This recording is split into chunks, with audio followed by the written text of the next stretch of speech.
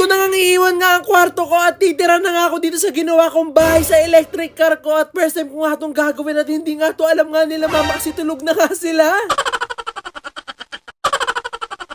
Ngayong gabi ko nga bigla nga naisipan na iiwan ko na nga tong kwarto ko at doon na nga ako titira nga sa ginawa ko nga bahay nga sa electric car ko kasi tapos na nga. Kaya habang tulog na nga sila mamaya agad-agad na nga ako lumabas nga dito nga sa bahay namin para nga pumunta dito sa electric car ko na ginawa ko nga bahay para dito na nga ako matulog. First time ko nga gagawin to na dito nga ako tutulog nga sa labas nga ng bahay namin pero hindi nga mismo sa labas kasi dito ako sa loob nga ng electric car matutulog. Kaya naman pagpasok ko na nga dito nga sa aking pangalawang bahay agad-agad ko na nga binuksan nga muna tong electric car ko para magkaroon nga ako ng kuryente nga dito at mabuksan ko na nga rin yung mga ilaw. At dahil medyo maaga-aga pa nga sa mga oras nga na to at hindi nga muna nga ako matutulog kaya naman agad-agad ko nga muna tinabi itong mga higaan ko kasi kakain nga muna ako. Kaya naman agad-agad ko na nga kinuha tong aking lamesa nga na defoldable nga dito nga sa aking likod nga para talaga ma-setup ko na nga siya at ito na yung maging lamesa ko. At pagka-setup ko na nga rin itong lamesa ko inilagay ko na nga rin yung mga dapat ilagay dito sa lamesa at bubuksan ko nga itong bintana ko at itong kortina ko para nga pasukan nga ako ng hangin. At talagang laking tuwa ko nga nung nabuksan ko na nga itong mga bintana ko kasi medyo lumamig na nga dito nga sa loob kasi talaga malakas nga yung hangin sa mga oras nga na to. At dahil komportable na nga ako dito nga sa loob kaya naman agad-agad ko na nga nilabas tong pang midnight snack ko nga para maumpisa ko na nga kumain. At hindi nga kanin nga kakainin ko nga na midnight snack nga ngayon at ang kakainin ko nga itong inihaw nga na marshmallow. Kaso mukhang ako nga yung maiihaw nga sa loob kapag hindi ko na nga to tinigilan kaya talagang dalawang marshmallow na nga lang yung naihaw ko at hindi ko na nga tinuloy kasi baka nga lumala nga yung uso. Mabubusog pa rin naman nga ako kahit nga dalawang marshmallow nga lang yung naihaw ko kasi marami naman nga ako mga biscuit nga dito at meron nga rin kasama tong mga chocolate. At dahil medyo naboboring nga ako na kumakain nga lang ako kaya naman manonood nga ako ng movie nga ngayon para nga meron nga rin akong pampaantok at libangan. Buti na nga lang talaga meron kaming router nga sa labas nga ng bahay nga namin kaya talaga nakaka-connect nga ako sa wifi namin. At nung nakapili na nga ako ng panonood din ko, pinatay ko nga lang itong mga ilaw nga dito nga sa loob para nga talaga mas maganda nga yung panonood ko at pagkain ko. At ito nga yung decision nga na hindi ko nga pinagsisisihan yung ginawa ko nga bahay nga itong electric car ko kasi talagang sobrang nga ako nag-i-enjoy ngayon. Marami nga rin nagsasabi na maglagay nga rin daw ako ng maraming stuffed toys nga dito nga sa loob ng bahay ko dito sa electric car ko kaso wala na nga ako maharap na stuffed toys sa bahay namin kasi inubos na ng mga aso namin. At maya nga lang medyo nakakaramdam na nga ako ng antok kaya naman inumpisahan ko na nga ang paglilinis nga dito ng mga pinagamitan ko pati itong lamesa ko para talaga makapag-umpisa na nga ako maglata. Buti na lang talaga medyo malaki-laki nga yung storage ko dito sa likod nga ng electric car ko. Doon ko nga nailalagay nga lahat nga ng gamit ko nga dito nga sa loob. At nung nailagay ko na nga lahat nga ng gamit at mga pinagamitan ko nga dito nga sa likod nga ng electric car ko, agad-agad ko na nga rin binabanga itong mga bintana ko at kinuha ko na nga rin itong mga panlatag ko para makapag-umpisa na nga ako maglata. Hindi naman nga ako natatakot nga na matulog nga na mag-isa nga dito nga sa labas nga ng bahay kasi gated naman nga yung labas nga namin at wala naman nakakapasok nga kung sino-sino. Parang ito na nga yung pinaka-practice ko kapag tumira na nga ako ng mag-isa nga dito talagang hindi ko dapat nga kailangan nga na matakot at talagang lakasan nga dapat yung loob ko. At ito na nga nung nailatag ko na nga itong aking pangsapin nga nilagay ko na nga rin dito yung mga unan ko para makapag-umpisa na nga akong humiga. Kaya naman nung naayos ko na nga higaan ko, pinatay ko na nga rin tong ilaw at talagang laking tuwa ko nga kasi akala ko hindi pa nga ako makakaunat pero talagang pwede nga ako makauna. Kung kailan nga ready na nga tong higaan ko, talagang pwede na nga ako matulog. Talagang nawala nga bigla nga yung antok ko kaya talagang tinuloy ko na nga na itong pinapanood kong palabas para antukin ulit ako. At habang nanonood nga ako medyo nararamdaman ko nga yung init kaya naman nakapag-desisyon na nga ako na buksan na nga tong electric fan dito nga sa loob ng electric car ko para nga talagang lumamig na nga dito sa loob. At nung binuksan ko nga yung electric fan talagang pinatay ko nga rin siya ulit kasi malakas na nga yung hangin nga sa labas at medyo pumapasok na nga dito sa loob at medyo nilalamig na nga rin ako. Nung natapos na nga yung pinapanood ko talagang bigla na nga rin ako nakatulog at talagang sobrang sarap nga ng tulog ko nga dito kasi talagang sobrang lakas nga ng hangin nga sa labas. At sa mga oras nga na to alas 3 na nga ng madaling araw at ito nga yung naging posisyon ko talaga medyo makulit pala ako pag natutulog. Akala ko nga talaga hindi ko nga kakayanin nga na matulog nga dito pero tignan nyo, inabot na nga ako ng umaga talaga nakatulog nga ako dito sa loob ng electric car ko. Medyo napasarap nga lang ako natulog at 9 na nga ako nagising nga dito talaga nakaplay pa